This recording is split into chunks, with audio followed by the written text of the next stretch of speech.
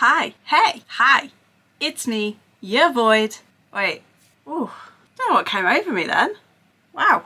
Hey everyone, how are you doing today? My name's Kirsty, aka Beth Bookish, and on today's video, I'm reading some of Jona's all-time favourite books and putting our friendship to the test.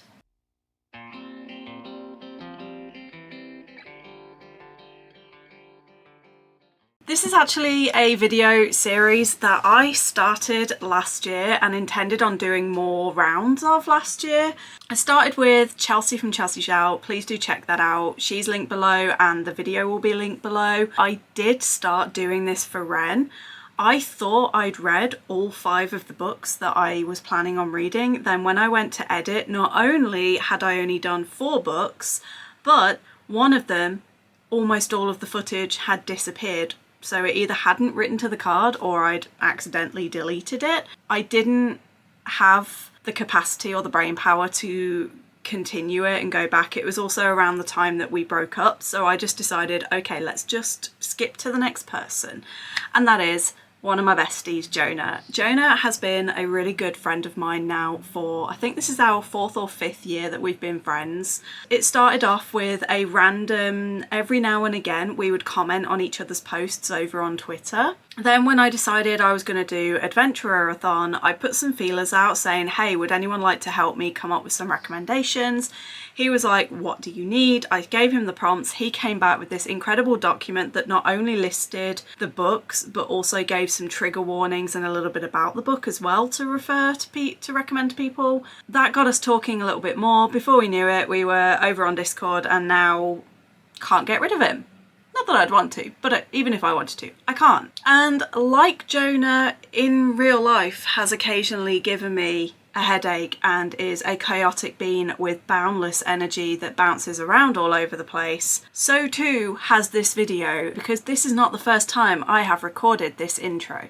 This is actually being recorded after I had already edited the entire video, multiple days of editing, 7 hours of uploading, went to play it back to do the quick quality check, only realising where I'd edited it in blocks and stages, the very first block with the introduction and one of the activities that I wanted to do already recorded and edited, all of that I'd forgotten to add, and then for the best part I'd deleted it to make room for the final exported video because I didn't have enough storage on my computer otherwise. And I deleted the clips off my SD cards because I was like, hey, I've edited that part of the video. I don't need to hold on to these anymore. Usually I will not delete the SD clips until the video is uploaded and on YouTube, because only then do I feel it is safe. I got too cocky. I flew to the sun, I became Icarus, and now we're here. Well, first of all, this concept came with the idea of, I saw people doing these reading my friends' favourite books, and I was like, I want to do that, but I want to take it a step further, and I kind of want to assess my friendships and be like, well, can I actually trust my friends, and can I trust their reading taste? So if they recommend a book, am I likely to enjoy it? And that's where I came up with the idea of doing a compatibility meter. And so I did one for Chelsea on PowerPoint. I knew at some point I wanted to upgrade it, and I have done. So this is the chart that we have. Essentially, I choose 5 books that I know are that person's favourite books. I read them all, and for each book they can go up to 2 steps onto the board. If I loved the book, thought it was incredible, it will get the 2 steps. If I thought the book was okay, I enjoyed it, but it maybe wasn't anything special, it will go 1 step. If I really didn't enjoy it, or if I DNF it, I don't go any steps. To find out what I got with Chelsea, go watch that video. With Jona, we shall see where we get. So far we've been kind of hit or miss.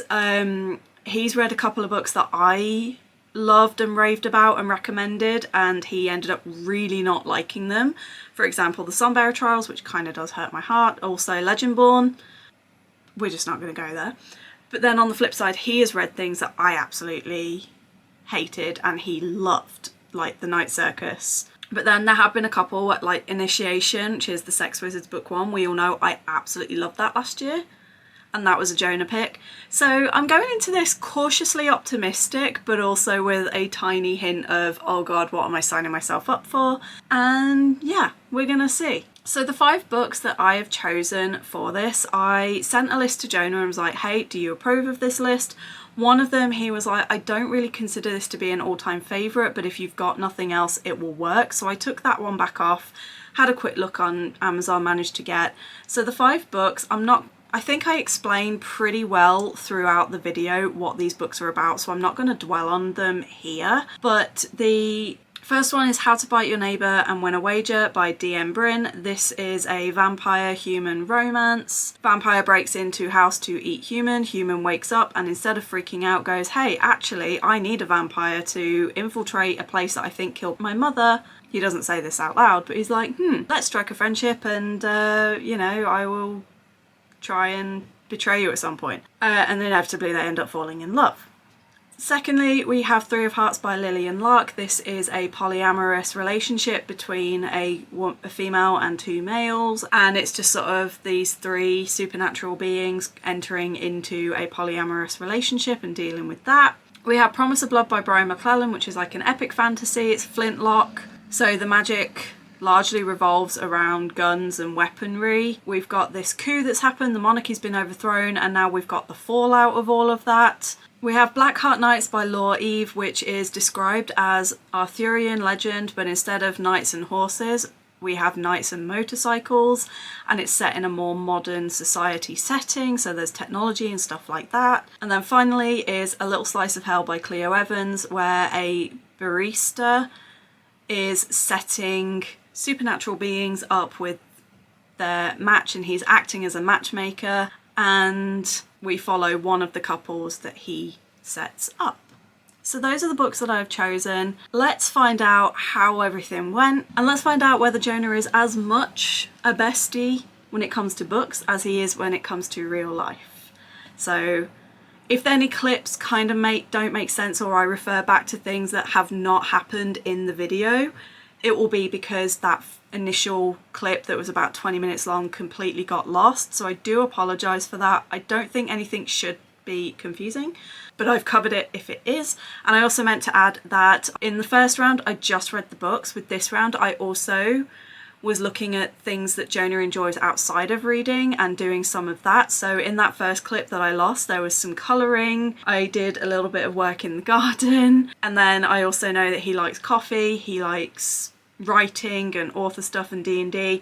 So there's little bits and pieces throughout the video that refer to other things that he enjoys outside of reading, and it's just basically a vlog celebrating my love for Jona and my friendship with Jona. So please do enjoy. I started the next one today and I'm already halfway through it, and I will probably be done by the end of tonight. I'm partly reading it super quickly because it's June, it's the Amazing Readathon, and it's the current prompt. It dropped this morning, so we do only have like 3 days to get each book done. Partly I did want to get to it quite quickly, but also it is so fun. This is How to Bite Your Neighbour and Win a Wager by DM Bryn. In this we have human Wes, vampire Vincent, aka Vinny. Vinny isn't able to get blood to sustain himself from the methods that are usually used by the vampires. So he doesn't want to attack people.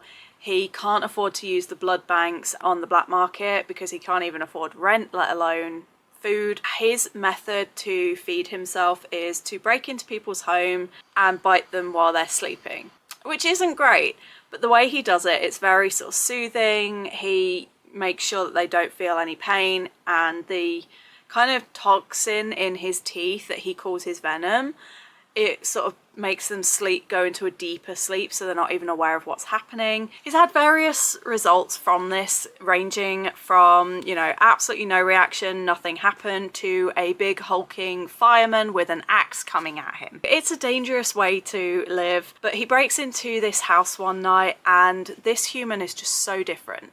There's something intoxicating, not even just that, oh, his blood tastes better than anyone else's. This is addictive. And he breaks the one and only rule he has ever had, which is never go back.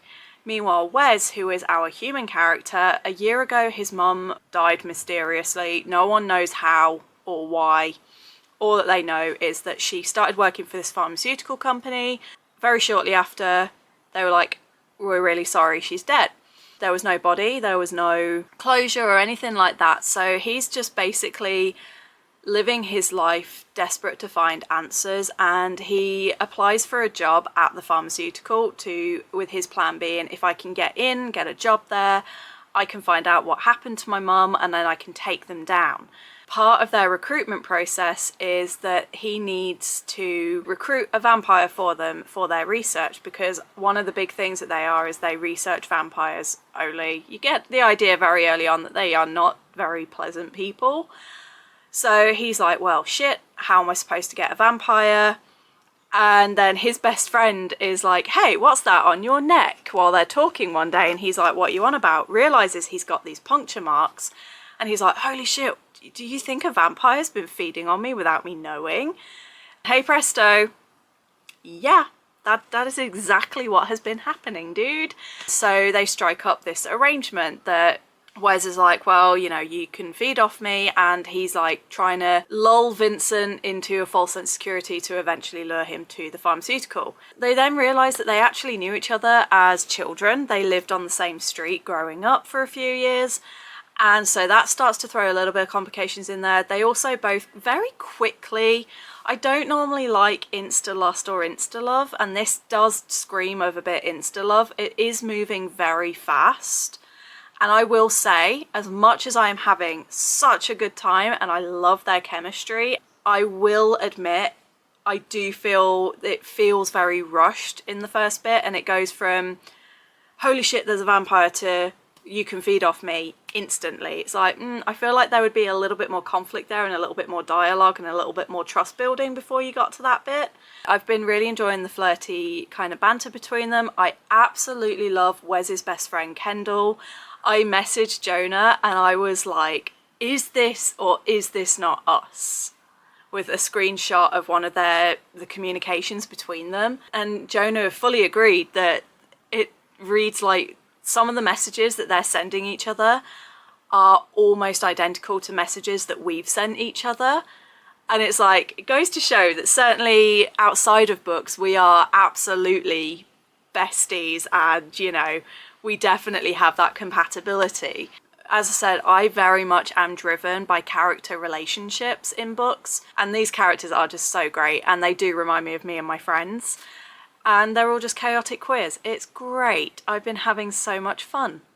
Like I said though, there were one or two little niggles so far where I felt things were a bit rushed in like the introductory build-up. It's still just been a really, really fun time, and I'm looking forward to seeing, because Wes is now starting to get that conflict of, oh god, do I actually want to betray him and give him up, while also being like, wait, I shouldn't be worrying about this. He was breaking into my house to eat me in my sleep. He's not a good person. And so yeah, you've got all this going on, and I'm very intrigued to see where it's going to go next. But I am going to go do a bit more and going to chill for a bit, and I should hopefully, I'll probably update tomorrow when it's done and there's daylight. But yeah, very high hopes for the ending of this. Guess who finally finished a book for this goddamn video when she has been filming it for 3 months? Me, this person. So as I mentioned on the last video, on the last clip, that I was hoping to get the book finished the next day. I kind of failed at that, because yes, I did, because technically I finished it at 1 in the morning this morning, which is the day after that. But essentially I did, yeah, it took me like 2 days to finish. So How to Bite Your Neighbour and Win a Wager. I loved a lot of it. I didn't love other things. I did find, for me, it was too insta-lovey. The romance and the relationship felt very sped up. I actually realised at the end of the book that I wasn't sold on them as a couple. I could see them as friends, but in a romantic sense, it almost felt weird. And when I've looked at other people's reviews, I've realised that a lot of people have got that same feeling that I did, that the romance just didn't quite hit the way that I wanted it to. But that being said, there were moments in this that I thought were glorious. The banter, as I've already mentioned, the relationship between Wes and his best friend Kendall, is so reminiscent of me and Jona. I couldn't not fall in love with them. I really liked the way that Vincent and Wes bonded and like communicated with each other. When there was action scenes, it was really great. In the last couple of chapters, I thought were fantastic, if a bit rushed. And it does feel like one of those books where I didn't realise how many pages it was, and I kind of shocked myself when I was like, wait, I've read a 400-page book in a day, essentially, which isn't uncommon for me, but it's been a while since I've done that, so I was a little bit like, oh, that's actually a lot of pages done. But like I said, I felt some of the story felt a bit superficial, and I would have liked a little bit more depth. I did work out one of the big kind of revelation that happens in this book. I did figure out very, very early on. And I was like, oh, this. And when it was, I was like, yeah, I kind of knew that. But then it followed up with something else that did kind of make me go, oh, I didn't really think about that and I didn't predict that. So it was nice that even though for once I worked out the big thing, it still managed to take me by surprise, because like I've said in the past, I'm very easy to take by surprise when it comes to books, because I usually pick up on little things and I work out little victories, and then the big obvious this is the plot twist in flashing neon signs I tend to just not even notice. So you know, it was nice that for once I caught the big thing. And yeah, I did love the banter, I loved the wit between the characters, so it did score reasonably high on the characters, but I did find that the writing and the plot was a little bit rushed. And like I said, the relationship, it wasn't my favourite, and the way it was executed wasn't my favourite. I would definitely recommend it though, because it was fun.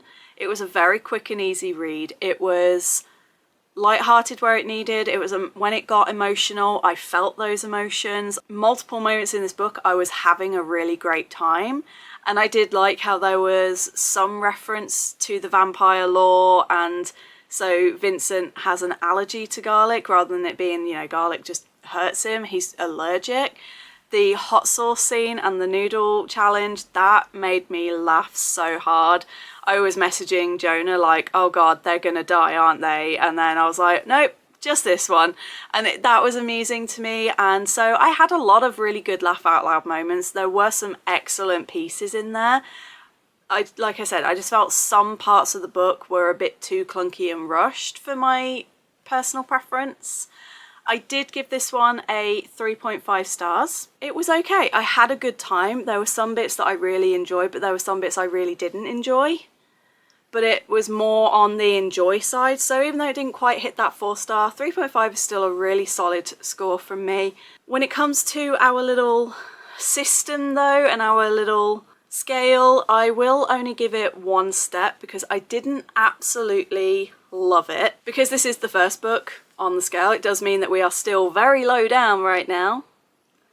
We've still got plenty of time to change that. The first one is done. We are 1 step on the board. Let's see how many more steps we can get done. So one of Jona's favourite things to do, when I asked him like, what are some of your hobbies so I can mix them into this video, he said that he loves building furniture. I have new furniture. So I'm gonna go upstairs, clear my bedroom so I can build the bed, hopefully get that in the next hour or two. And then tomorrow my new desk arrives, so by the end of this week, hopefully all of that will be built. Doing this for you, Jona.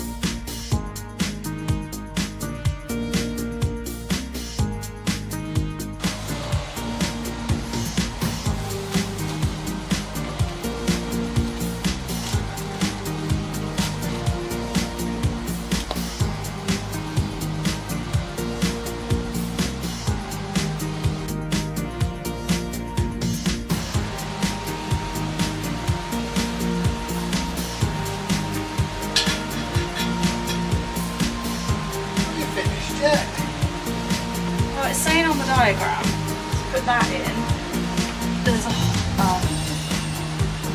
no.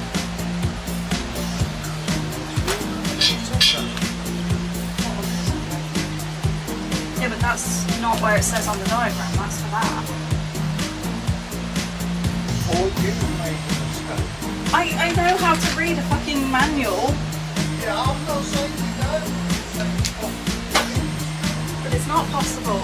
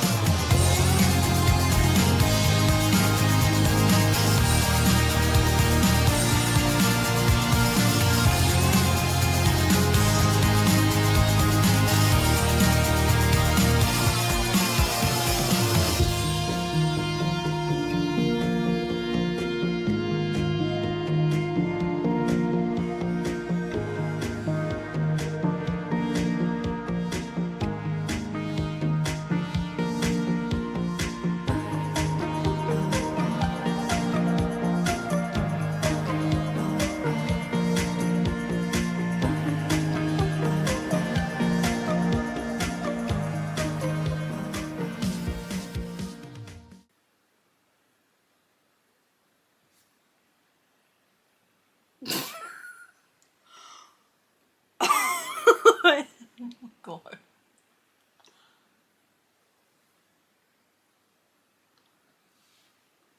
We're on chapter 3.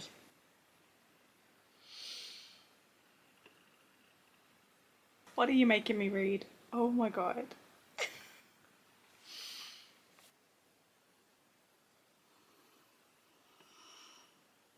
The f did I read? Oh my god. What am I reading? As you saw last night, I started and finished another book. Thankfully, and I mean thankfully, like, I don't think I've ever meant that word more, it was only 84 pages long. It didn't even hit the triple digit mark. And honestly, if it had been any longer than it was, I might have cried. Little Slice of Hell by Clio Evans. Normally I start with the things I didn't like. This time I'm actually going to start with the biggest thing that I did like about it, and then we'll get into everything else. I am going to say the smut and the spicy scenes, incredibly well written. They were exactly what I enjoy reading. If it's going to be in a book, that is the kind of thing that I like. That's about the only good thing I can say, is that that itself, which I know is the main focus of the book and is sort of 70, 80, actually I think that's too low, probably 90% of the book, is that was really well written. But everything else, I gave it a 3 for characters. Despite there being a reasonable cast of characters, there was only one that I actually gave any interest in, and that was the bartender himself. Like, something about him is just awesome. If I was to keep reading, it would purely be for him and him alone. But all the other characters just had, we learnt nothing about them other than they like to have sex, basically. And the 2 main characters, we learnt more about the housemates of the incubus than we did about the actual main characters, which really annoyed me. It did flirt with the idea of mental health rep. Peter, the main human, like, his introduction to creatures was a vampire that did some pretty horrific things to him, but he got over that so fast. It was just like, this night, when it started to touch on going a bit deeper into the emotions, it was like, oh well, I'm just gonna fuck it out of him from the incubus, and he did. And it was like, it felt disingenuous that, oh, let's throw PTSD and trauma in there as a trope rather than something that actually leans for character development. And I know it's an 84-page book, you're not going to expect much, and I get that these are basically just erotica, but there were little bits in there that this could have extended to a sort of, even a 150-page novel, and it would have been really good. The plot I gave, I think, a 3 or even a 2, because what plot? We had some very vague introduction to what's going on and nothing else, and then when something did happen, it was just so fast and so almost ridiculous and comical. I was like, what the hell am I reading? And then I'm not going to say what, but in the very last, like the epilogue where it's like 1 year later, something happened, and I'm not shitting you. I didn't even have a drink in my mouth and I sprayed it, you know, because I was just like, what? And it's a thing that I've never, ever, ever liked in my life. It gives me cringe and I've always hated it. And I was just like, of all of the ludicrous things that I've read in this book, that is just the cherry on top. Just no. I think it's safe to say I will not be continuing this series. As intrigued as I am by the barista, and as intrigued as I am to see where it's going to go next in terms of him, I don't think I can put myself through that for however many more books there are. And like I said, the fact that we only got about 10 to 20 pages of anything that didn't revolve around the spice, it just wasn't for me. But I'm starting to definitely pick up a couple of patterns, especially with that kind of romance with sort of what appears to be what Jona enjoys, that I'm learning I do not. Because this is the third book that I have read that is one of Jona's favourites that's got these kind of vibes. All three of them, there's not a lot of the characters learning about each other or building. I mean, this literally, they met, didn't even get their coffee order delivered to the table before they were out the door, and within 5 minutes were very publicly doing stuff involving tails and butts. That's all I'm gonna say. I'm fine with all that stuff, but it just happened so quickly and it was just like, poof. I think Jona enjoys that kind of insta love and likes the relationship to get to the relationship really quickly, whereas I'm very much a slow burn. I read Sorcery and Small Magics last year, where in a 500-page book we had one single moment, and even then it wasn't even spicy. It was still PG-13, just like enhanced PG-13, and I was absolutely swooning. I am not insta attraction, insta lust. I do not enjoy books where it's like it starts with immediately going into that and being like, oh, we're soulbound. It's like, you met 5 seconds ago. How? And I still have one more like that to read for this, because I've still got a Lillian Lark to go. But that one is the one I'm most hopeful for. Of the romances, I think that's the one that I'm going to have the best time with. But we shall see. I really want to be like, I don't want to step any steps forward on this board. But like I said, the spice was very, very well written, even if everything else about this was not to my enjoyment. So I will give it 1 step on the board just for that, because I can appreciate it even if I don't like it. And I will also say the rating I gave it barely, if I'd have scored anything 1 less, it would have been a 2.5. By the absolute skin of its penis, it got 3 stars. I don't even know what I am anymore. Confused. I'm confused and weirdly entertained, as well as grossed out. On to the next.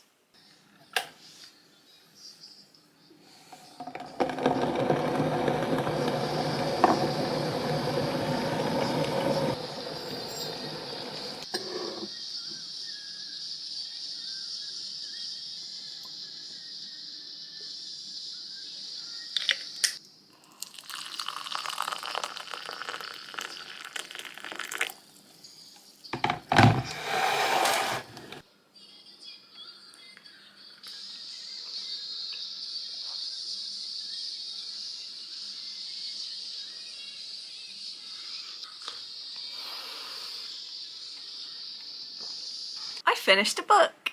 I started 3 of Hearts by Lillian Lark yesterday and completed it today.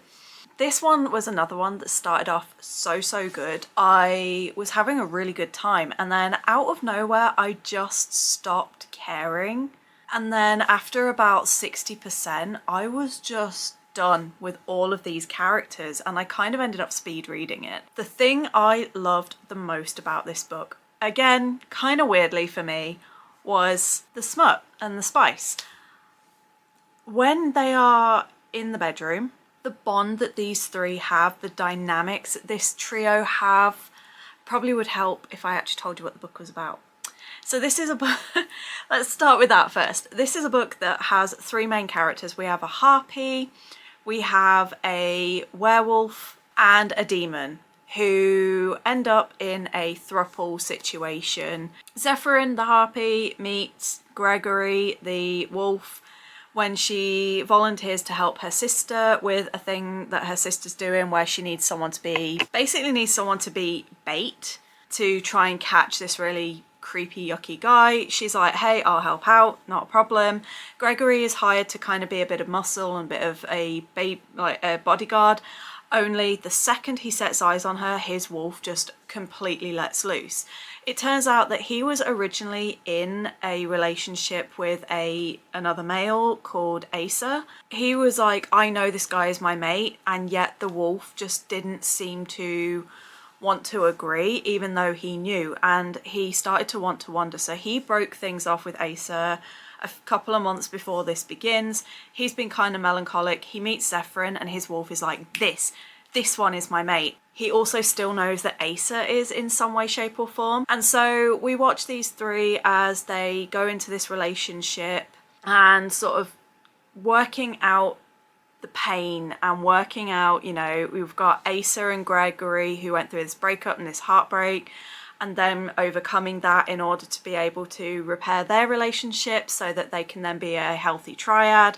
You've then got Zephyrin, who, like, the harpy culture is extremely rigid and extremely firm on what it needs and what it has to be, and it's very traditional. And she's struggling with that inner torment of, do I follow traditions or do I follow my heart? Now, as I was just about to say and cut myself off, what was incredible about this was the spice scenes were extremely well written. They're exactly the kind of thing that I enjoy reading. I will give the author that. I kind of liked the world building. I felt it went too far though with the harpy. I got so sick of seeing, but I'm a harpy for the harpies, the harpy. Oh my God. I was like, okay, can we learn something now about the demons? Can we learn something about the werewolves? At the end of this, other than Greg being a baker, and we get kind of a hint and mention that he's an alpha, but nothing else reflects that. It really annoyed me. And also the fact that these guys are going into a triad. They have realised that they are supposed to be like a three-way mating thing, and yet none of them communicate with each other before they do it. They just go into it. Well, she discusses her insecurities and the guys kind of pry that out of each other, but then in return, they don't open up, and that really annoyed me, especially like with Asa. Zephyryn's mum sat down and talked to him at one point and was just like, how the hell can you expect your mates to trust you when you don't trust them? Like, how in any way, shape or form is that a balanced relationship? How can you expect that of them when you can't reciprocate? And I was just like, and that was like where I'd started to really get annoyed with these characters, because Greg is insecure about A, Asa is insecure about B, and Zephyrin is insecure about A, B, C through all the way to Z. And none of them are talking to each other, and then there's this big party and Asa just completely decides that that's the moment to do something that just messes everything up. And honestly, I was like, compared to how these characters were at the very start of the book, it just felt like, obviously all drama in books is manufactured to fit the plot, but I felt like characters were acting stupid. Then I'm getting a little bit tired of reading books where the heroine ends up in danger, and even though she herself is a badass who can do damage, she's reduced down to this scared, quivering weakling that has to be rescued by her big bad protectors. And there's been 3 or 4 books in the last year or so where it's been a sort of this kind of situation, and it always ends up being that the female gets reduced more and more and more and more. I found it again in here. She gets into some danger, and while they're trying to find her and while they're going crazy going, oh god, we've got to rescue her, I understand why she was hesitant, but at the same time I felt like the author downplayed her to make them look better, and I didn't like that. But I will say the actual, once they were in the relationship and settled, and like I said, the sort of spicy stuff, incredible. so well written. I will definitely check out this author for more work. But like I said, it did have a couple of niggles that I didn't really like. I also really did not like that we've got 3 different types of species and yet we got nothing from any of them really. She's a harpy. We got told so much about harpies. We were shown almost nothing. We were told about demons, shown almost nothing. Told about the werewolves. He didn't shift once. And I'm sorry, but if you are writing a book with a shifter, you can't not have them shifting. It drives me insane. So again, there were elements I did like. I like the fact that we got a little bit of backstory from Asa and we learned that he had more depth to him. I liked the little moments where Gregory is a baker and I like how he figured out the different species and what their kind of thing was that grabbed them. So like for harpies it was lavender, for example, and things like that. So I did enjoy learning about them. I just wish we'd had more, and I think if this had been a slightly longer book we could have really gone into those dynamics. And I think that's the thing that I'm struggling with a lot of books I'm reading recently, is they're not long enough to really get those dynamics down and to really explore the relationship before we're being told that they're happily ever after, you know? I'm just, again, it felt very kind of insta-lovey and things were happening at supersonic speeds. But overall, I did have a good time with this. I did give it a 3.5. And I am going to move 1 step on the board because I didn't love it, but I also didn't dislike it. So we will move 1 step ahead on the board, which means we are ever closer to getting our final score. We know I only have 2 more books to go. One of them I'm still thinking is going to be 2 steps. One at the minute is on 1 step, but we shall see how that goes. Let's hope that our final 2 books have slightly higher scores. Lol. Jona himself just reminded me about something that I'd said to him with 3 of Hearts, because the second half of the book went in 2 ways I didn't like and I started to end up not really enjoying it. I forgot about the first half of the book and something I'd messaged him about. You're raised to be told you should be monogamous. And I've always been monogamous. However, I'd be with someone for say 3 to 6 months and then out of nowhere, or seemingly out of nowhere, I would just walk away and end things, right up until I met my ex-fiance who I was with for 4 years. But before that, no relationship had lasted long enough to really establish that deeply. And it was because I would get a few months in and all of a sudden I'd be like, I need more. Like something's not working, something's not right. And then reading this book in particular, I've always had more of a preference towards things involving groups, but the idea of polyamory I've always felt a bit uncomfortable with. I always thought maybe I'm too selfish for polyamory, but the older I'm getting, the more I'm enjoying books revolving around group relationships, and the more I'm actually thinking that maybe the reason I've always really struggled with the idea of monogamy, and maybe the reason that I've always felt in every relationship I've been in that something's missing, is maybe I am actually someone who is polyamorous. I've just never explored it. So that kind of gave me a bit of an existential crisis where I was like, oh, maybe everything I thought I knew about myself in that sense is wrong, and never realised it. So yeah, like it did kind of give me a whole new train of thought for myself and who I am as a person. So I will give it that as a plus. I'm still rating it 3.5. I'm still only doing 1 step on the board, but it did help me to start to question an aspect of myself I never thought to question before. So I will give it that. Firstly, I apologise. You are going to be hearing the fan, you're going to be hearing the laundry. I look like crap. Ideally, I would have showered and I would have like made everything a little bit better before I filmed this. It's also like 28 degrees. And it's the hottest day that we've had so far this year. Everything was saying leave it, but I finished Blackheart Nights last night and I need to talk about it. So you're just gonna have to deal with the noise and me looking like shit because, oh my god, this book. I went into this one kind of doubtful because Arthurian retelling isn't exactly a buzzword for me, although I have read a few recently that I have enjoyed. It's never really been one of those myths or legends that has overly intrigued me. I always thought the idea of someone pulling a sword from a stone and becoming king was a bit ludicrous. And even as a kid, I was like, but that's stupid. That makes no sense. I've always enjoyed Merlin as a character, and some of the aspects of Arthurian telling, like Nimue and Morgana, I've been interested in. But the story as a whole, Knights of the Round Table, I've never really been someone that's into kind of knights and paladins and things like that, to be perfectly honest. But recently I have started to enjoy that a little bit more in the last couple of years, and like I've read Legendborn, that's very Arthurian, and I really loved that. There was the TV show Cursed a couple of years ago I really enjoyed, and I was really pissed that they cancelled. So I'm starting to realise maybe I do actually like the Arthurian legend, and I now want to look into it, like the actual stories rather than all of the retellings that I've read. This one is kind of set, not even kind of, it is set in an alternate universe to our own. London is still London, but all the different parts of the UK have got different names and stuff. Think Arthurian and think King Arthur, but instead of horses and medieval, it's sort of modern to even futuristic and motorcycles. Laws are decreed by having fights. You have these stables and the knights, and the Blackheart knights are like the elite of the elite. You might have a dispute between two landowners, and so whoever the landowner, like the lord of that area is, if they want to accelerate it, they will send them to the fights, and a knight from each of their stables will send forth a fighter.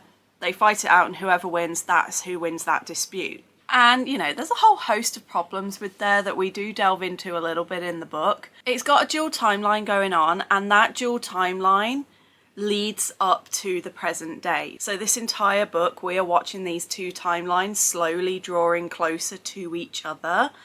We've got one from 18 years ago, and then we've got one from 5 months ago. That in and of itself I don't usually like, but in this it gave a really cool suspense. I really had a great time. The humour and the snark in this was on point. Some of these characters were just so great. All of the emotions and the atmosphere was the right thing for the right moment. There weren't any points where I felt anything was kind of out of place. I laughed when I was supposed to laugh, maybe a couple times when I shouldn't have laughed. I got very close at one point. There were very slight tears starting to build, and I was like, wow. I felt some of the characters on Red's side felt a little flat. I definitely preferred Art's story and all of his friend group, because we've got an already established friend group.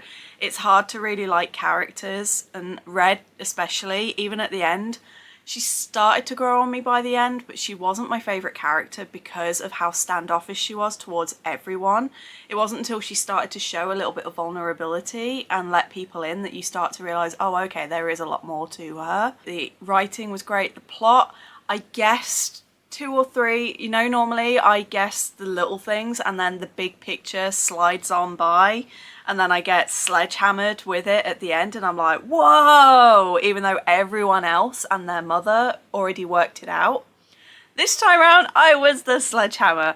I was just under halfway through the book, and I messaged Jona like, oh my god, this is my theory. And Jona was like, interesting theory. And then when we got to the end of the book, I was like, I was right! Woo! This was happening at about 3 in the morning, by the way, so even though now I can let the noise out, at the time I was like, oh my god, oh my god, ah! And that is the volume I was doing that at. I was just like, I need to talk to someone about this, and I can't because it's 2 in the morning and I can't let out too much noise, even though my neighbours were having a party and they were making enough noise for the whole fucking street. That kept going till 5 AM. But even though I kind of worked a lot of it out, there was one piece that I had overlooked, and when that hit I was like, oh, damn! And even though I could see what was coming and I knew what was going to happen, I was still kind of surprised that it happened because it was written so well. I was like, there's no way, oh, that kind of thing. I also like the writing. There were, I wouldn't say it was super duper spicy. There were, and even then, even when went into scenes that were of that nature, it wasn't super explicit. I actually thought it was really well written. There were a couple of times where it was going into a spicy scene and I didn't immediately realise that that's what was happening. Because one minute they were fighting, the next minute they were fucking. And I was like, oh, didn't see that coming. I knew they were going to kiss, but I didn't expect it. But it was really well written, so I did really like how that side of things was written. But that is also where I do have one of my biggest issues, is that even though there was romance and there were a couple of these kind of scenes, I didn't believe the romances. There's 4 kind of couplings that happen throughout this book, and none of them did I feel any real sparks and chemistry. There was only one, I'm not going to say characters because of spoilers, there was only really one couple that I was kind of like, yes, okay, those two seem to have a bit of a spark. And then that all just got anyway, so I was like, oh, never mind. But I just really struggled with the chemistry between a lot of the characters. Individually, I found the characters were great.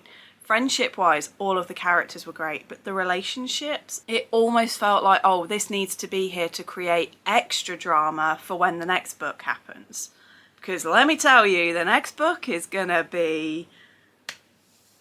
There's one character in this in particular who's definitely going to be making it into the next emo video, because, oh boy, that's going to be interesting to see the fallout. So yeah, I had a whale of a time with this. I feel some of the world building in this wasn't my favourite. I do feel some of the world building wasn't explained as well as it could have been. And like I said, the character romances, I wasn't always entirely behind. But on the whole, it was a fantastic time. The audiobook was great. It also marks the first audiobook I finished this year, so... Go me, it's only 6 months in and I only gave myself a target of 300 hours and I've now completed 12 or 16, something like that. But yeah, I had a great time. I didn't quite give it 5 stars, but on the whole, this was incredible and I was hooked from pretty much the word go. My rating is 4.5. There's no way I can't give it the full 2 steps on the board because I just got put through the emotions with this one. At least we're not incompatible. We're still not right up there, but I've still got one more book to finish. Yeah, this one's gonna sit with me for a couple of days, I think. It was so good. So good. I apologise the sound of the fan in the background, but I just picked up Promise of Blood again to continue. I'm struggling not to DNF it, if I'm being perfectly honest. I last picked this up 2.5 weeks ago when I had to go to A&E. Honestly, even then I didn't really want to pick it up, and now that I'm home, I don't want to pick it up. And when I am picking it up, I'm like, ugh. I've just realised one of the biggest things that is really annoying me with this book, we are being told, like, the book starts with Adamat, who is just, he has far too many pages dedicated to him. It is unnecessary. And he's like, oh, I'm doing the work of 20 men. No, you're doing the work of one man, and it's shit. At the start of the book, the very first chapter, they've just overthrown the monarchy. They've just had the coup. And we arrive at the very end of it. Right now, there is a conflict going on in the mountains, and Tennille has been posted there. And like, we've just started this chapter where it's saying blood was everywhere, new blood, old blood. A week ago they'd done this and this has happened and all these people have died. And again, we've come into the chapter after the action and we're just constantly getting the aftermath, and we're being told that all of this conflict is going on, and we're being told that all of these strategies are being created and made, yet we're not privy to those. We're not seeing things being put in place. We're not experiencing the action. It's so... Jona just used this word to describe Sunbearer trials, which I'm trying to not let hurt me. But at the same time, I feel the same with this. It's boring. We're being told all of this stuff. And apart from 2 or 3 little bits, we're not really being shown it. and it's starting to get really annoying. I am one for character over plot, always. But this feels like the plot actually needs to be a little bit more in balance with the characters, because so far we're getting so much from the characters that the plot is actually suffering and is now starting to drag. And Adam, like I said, too many pages with nothing happening. There's nothing actually progressing with him, and I'm just getting so frustrated and annoyed. I've agreed, because Jona asked where I was at when I said that I'm struggling not to DNF, and I said that I was on chapter 24, and he has said if I can try and get to the end of chapter 26, there's, in the next couple of chapters, some stuff happens with both Tennille and Tamas. He was like, and if that doesn't persuade you to keep reading, then yeah, DNF it. So, you know, it's only 30 pages. I hate that I'm even saying this, especially as I have started editing this video, and the first few clips when I am talking about this, I'm like, oh sweet child, how you will end up regretting your words. Because on page 369 and chapter 27, I'm DNFing Promise of Blood. At the start of this, I was like, this is so good, it's really well written. Then I noticed that I was like, oh, there are a couple of issues and this and this.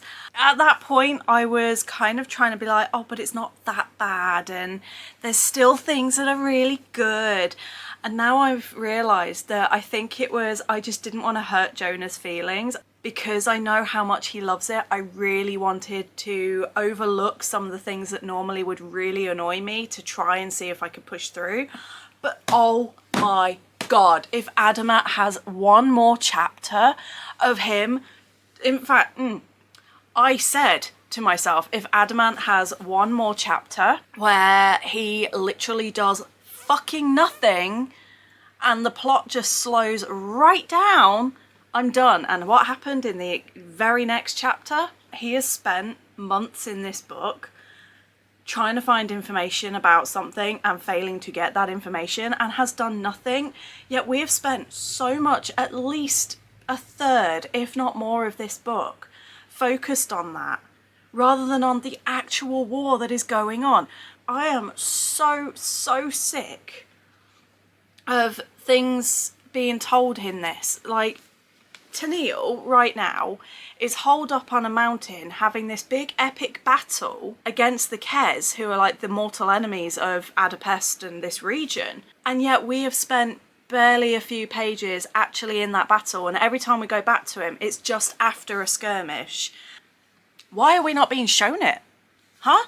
Why do we not see it? And the world building feels lazy. So lazy. I'm not one for huge massive world building, and I do find that too much world building overcomplicates things and I don't enjoy that. But this just has so little world building that it feels like the world has no personality. And even the characters that I was really enjoying and wanted to know more, I'm now so bored with. There was one bit that really annoyed me. There was a sentence a couple of chapters ago where someone referred to Tamas, the new leader of the country, as being a genius when it comes to tactical strategy, and we're being told like how great he is as a general and how fantastic he is at planning and doing all these strategies, and I'm like, where in this stupid book have we been shown this supposed genius at work? We haven't. All we've seen is him on horseback, or him letting his dog get, which in and of itself was almost a point for me to stop, because I do not deal well with animal death. Animals getting injured I can deal with, but the animal death felt like, oh, this is just so that we can get a reaction out of him. And we're supposed to sympathise and be all sad for him because his dog died. Yet he can barely show his own child an ounce of emotion. His son is fighting for his life and he doesn't know if he's alive or dead. Can't give a flying fuck about that, but he cares about his dog. But then I actually went on Goodreads and I went on to some of the reviews and I looked on the 5 stars and I was like, I don't agree with most of these. And then I went on to some of the 2 stars and I was like, oh, I am agreeing with far more of these than I am anything else. I'm not gonna obviously read all of them. But there are a few that made me kind of laugh, where one that someone definitely said is, the book starts out with an inspector investigating a mystery that is neither as mysterious nor interesting as the author seems to think it is, instead of, oh, I don't know, maybe the freaking rebellion that just happened. Yeah, we also had weird time jumps in this. From, I think, the first chapter to chapter 3, it reads as if it's immediately after and that it's following straight on. And then there's like a throwaway sentence where you realise it's been a month. And it's like, wait, what happened in that month? How did people, why are we not getting the reactions of the people? Are they just accepting it? And then, as it says here as well, where are all the women? You know, the people who make up, give or take a few percentage points, slightly over half of the human population. The author couldn't think of a single interesting female character to toss into the mix with some variety. Yeah, we got one interesting female character, but she was mute. So I did like Coppola originally, but the more the story went on, the more she became more of like an accessory rather than her own character.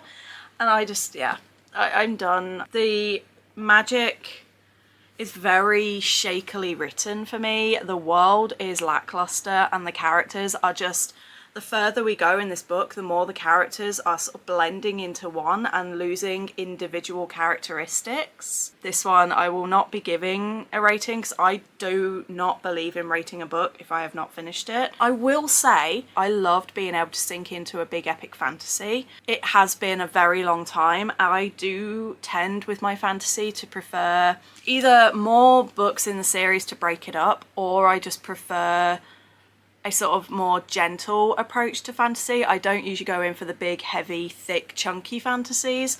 So it has made me very excited to get into some of the ones upstairs, and hopefully I'll have a better experience. I'm also very interested by the idea of magic, of like artillery magic and using like guns and flintlock systems. So if you have any more recommendations for books that are maybe similar to this but maybe better written, then yeah, if you have recommendations, please do hit me up. But unfortunately that one is a DNF, and I really want to move on the board.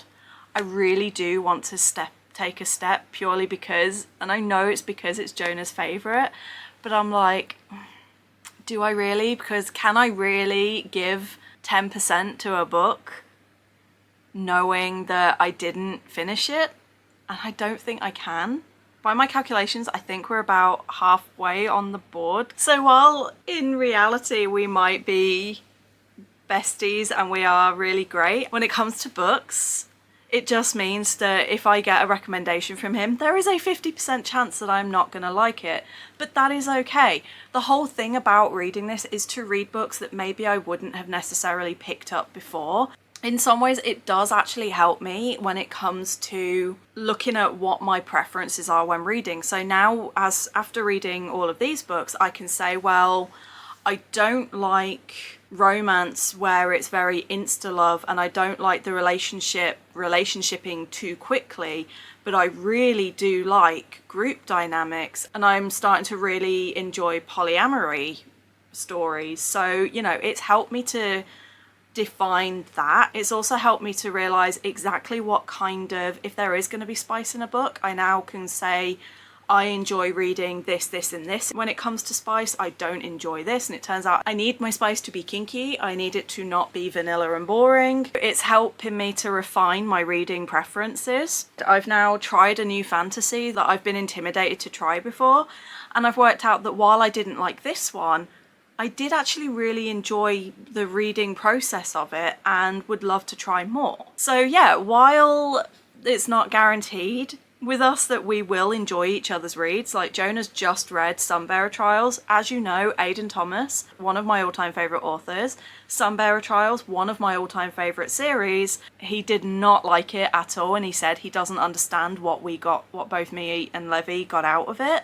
And yet, on the other flip side, he's just read The Night Circus by Erin Morgenstern and absolutely loved it, but every single thing he said about why he loved it were the reasons I could not stand it. So like I said at the very start of this, we do have some things that we overlap on and really do appreciate. Like, we both seem to have the same reading tastes when it comes to the type of spice.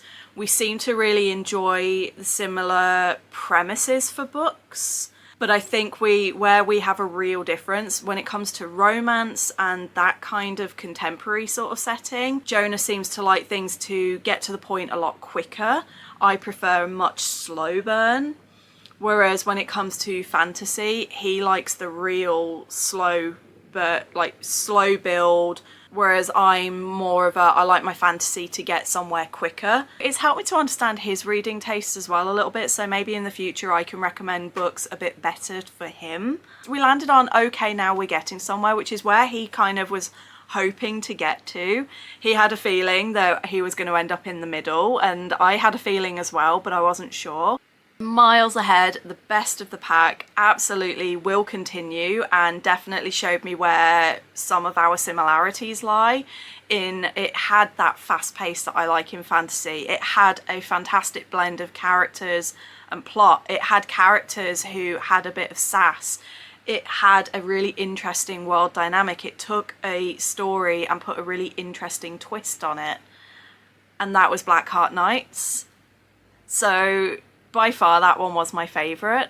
And like I said, I have learned a lot about my reading tastes through reading this, as well as learning more about Jona. So while it's about 50-50 as to whether or not we will appreciate each other's recommendations, I think I've come out of this understanding his reading a little better and can probably give him more accurate recommendations in future regarding his tastes. But yeah, this was really fun. Thank you so much to Jona for agreeing to partake in this and for approving the list of books and keeping me supported and being my friend for so long. Honestly, I could not imagine life without him in it. Let me know in the comments if you have read any of these books. What were your thoughts? Do you sit more on the side of Jona? Do you sit more on the side of me? If you haven't read any of these, have I inspired you to try any of these or maybe put you off any, which I apologise. Please do not be put off reading any of these. I think all of them are entertaining in their own way, and I think for the right people, as Jona has proven, they are fantastic. They were just not necessarily for me. So please don't be put off, and please do let me know if you are intrigued now to try any of these. But yeah, I can't wait for the next one. I have 2 or 3 people in the works. One person, I have enough books now that I can start very soon. The other 2 I just need to spend a bit more time getting books together for, but I do have 3 people currently that I have future ideas to read for.